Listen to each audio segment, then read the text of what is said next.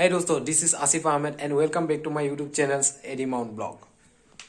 So আজি বিশেষকৈ যাম আমি লিডু মাৰ্কেটা পা লিডুলৈ যাম আৰু মাৰ্কেটা পা লিডুলৈ আপোনাৰ কমসে কম 30 মিনিটৰ ৰাস্তা হয় আৰু ৰাস্তা ভাল আছে সো বলক তেন্তে লিডু বহুত ফেমাস জায়গা হয় মই এটো আপোনাক ৰাস্তাত কম বাৰু কত যাম কি জায়গা হয় বিশেষকৈ আজি টাইগাৰ নিনো কাৰণ টাইগাৰত অকণমান গ্ৰাফিক্সৰ কাম চলি আছে পিষ্টাৰ চাওক আপোনালোকে গ্ৰাফিক্সৰ কাম চলি আছে তো আজি মোৰ মামাৰ বাইকখন লৈ যাম সেইখন যিটো স্পৰ্ট বাইক নহয় নেকেড বাইক হয় TVS আপাচি 160 আৰু চলাওঁ এক্সপিৰিয়েঞ্চটো আপোনাক কম কেনেকুৱা লাগে স্পৰ্ট বাইক আৰু নেকেড বাইকৰ মাজত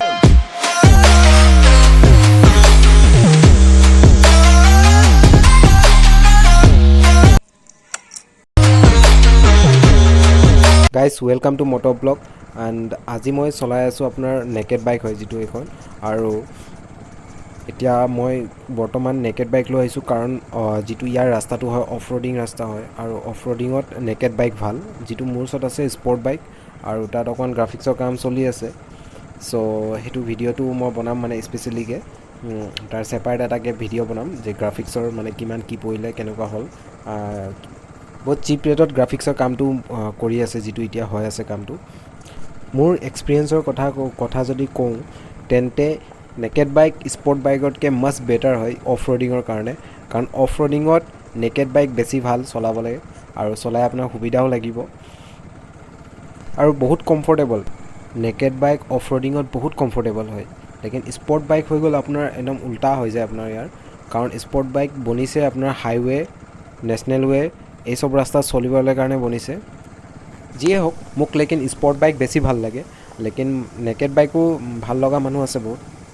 নেকেড বাইকো ভাল লাগে লেকিন নেকেড বাইকতকৈ স্পৰ্ট বাইক বেছি ভাল লাগে আপোনালোকে মোক কমেণ্টত জনাব যে আপোনালোকক নেকেড বাইক বেছি ভাল লাগে নে স্পৰ্ট বাইক বেছি ভাল লাগে কমফৰ্টেবলৰ কথা ক'লে কমফৰ্টেবল হ'ল আপোনাৰ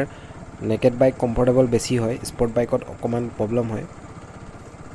অকণ মানে কমফৰ্টেবল নাই স্পৰ্ট বাইক কমফৰ্টেবলৰ কাৰণে বনোৱাই নাই এই নাই য'লৈকে গৈ আছোঁ তাৰলৈকে সেই জেগাডোখৰৰ নাম হ'ল বিছাগাঁও যিটো মানে কি ভিলেজ হয় এটা তো তাত এটা দলং আছে যিটো ব্ৰিজ উলুহ দলং বা বিছা দলং বুলিও কয় চ' তালৈকে গৈ আছোঁ গাঁৱৰ ৰাস্তা হয় অলপ অফ ৰোডিঙত থাকিবই কাৰণ গাঁৱৰ ৰাস্তাটো বেয়াই থাকে আৰু এনে বাগানৰ মাজত ৰাস্তাটো হয়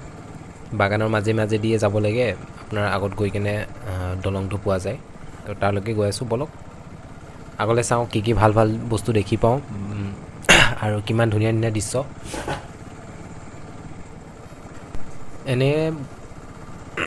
এনে প্লেন আছিলে মই 11টা মানতে মাৰ্কেটৰ পৰা ওলালোঁ আৰু প্লেন আছিলে যে 3টালৈকে ঘূৰি আহিম মানে লেকিন প্লেনৰ মানে নহ'লে এতিয়া যাওঁতে 12টা বাজিলে চ' ধৰক তাত পাওঁতে 12:30 বাজিব প্লেনৰ মতে মানে নহয় আৰু যি প্লেন কৰোঁ মানে তাৰ মতে নহয় তো প্লেন কৰিছিলোঁ যে গোটেই গাঁওখন ঘূৰিম ফুৰিম আপোনালোকক যিমান ভাল গাঁৱৰ সৌন্দৰ্য আছে সেইখিনি দেখুৱাম বাট নহ'লে তেনেকুৱা একো দেৰি হৈ গ'ল যিমানখিনি পাৰোঁ সিমানখিনি এক্সপ্ল'ৰ কৰিম আৰু দেখুৱাম আপোনালোকক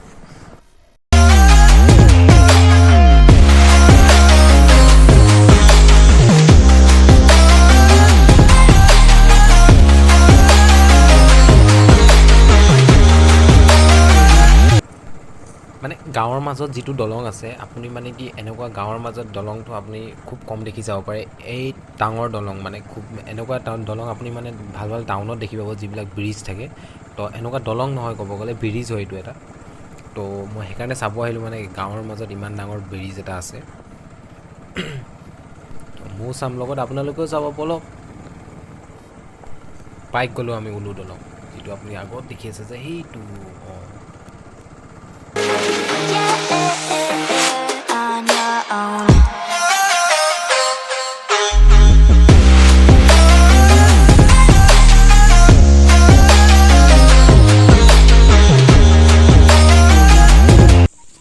ফাৰ্ষ্ট অফ অল অকণমান জেনেৰেল নলেজৰ কাৰণে কৈ দিওঁ যে এইটো হ'ল উলু দলং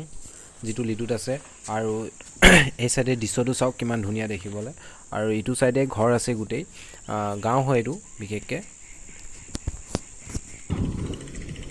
আপোনালোকে এই দলংটো চাওক দলংটো চাই লাগিছে জানো গাঁৱৰ দলং হয় বুলি কিনে এইটো টাউনত থকা এনেকুৱা ব্ৰিজ চব টাউনত থাকে বেছিভাগ গাঁৱততো আপোনাৰ এইটো বাঁহৰ দলং থাকে ন এইটো মানে মই কিবা ভাল লাগিছে এনেকুৱা গাঁৱত যদি এনেকুৱা উন্নতি হয় এনেকুৱা যদি দলং বনায় তেনে চাই ভাল লাগে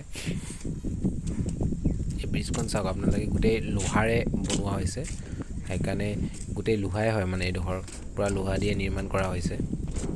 এণ্ড ফাৰ্ষ্ট অফ অল আপোনালোকে এইটো চাইডে নদীটো আছে দেখিছেনে সেই চাইডে দৃশ্যটো চাওক কিমান ধুনীয়া দেখিবলৈ গাঁৱৰ দৃশ্য সদায় চাবলৈ ভাল লাগে যিটো নেচাৰ হয় পূৰা নেচাৰৰ লগত সৌন্দৰ্যটো যিটো হয় নেচাৰৰ লগত সৌন্দৰ্যটো মিলে যে সেইটোত চাই ভাল লাগে বেছিভাগ এইটো চাইডে আপোনাৰ নদীখন চাওক কি ধুনীয়া লাগিছে চাবলৈ ইয়াৰ পৰা